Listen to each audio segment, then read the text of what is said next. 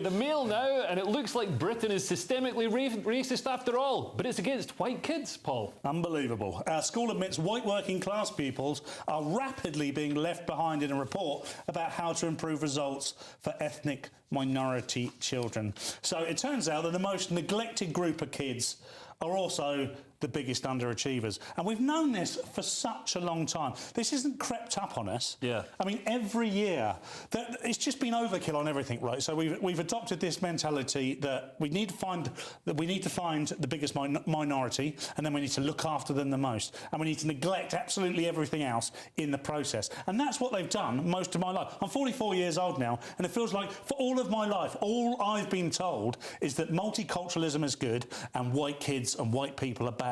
And what it's ended up with is the neglect of not just white kids, but working class white kids, which are quite easily the most underprivileged children in this country by a country mile. And in this company. And in this company. In fact, we've got some working right now, keeping my feet warm under the desk. So this is of no surprise to anybody.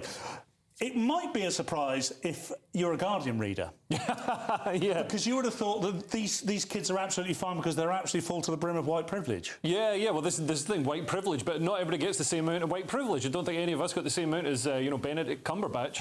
But I'm not also kidding. I mean, this could fuel racism because people like Paul obviously feel incredibly bitter. Sorry, the anger. I mean, the way. I'm one of these people. I am one of these people, and it does upset me to some degree. Not because I felt like I was oppressed by the structure in any way, shape or form, but every other group that gets some sort of welcome attention. Right, whereas white I think kids don't get that. Sure, but I think we've done this a lot. There was a point where boys were doing better than girls in school, and so we changed teaching methods to try and encourage girls more, and then that was at the expense of boys. And then boys' scores went way down.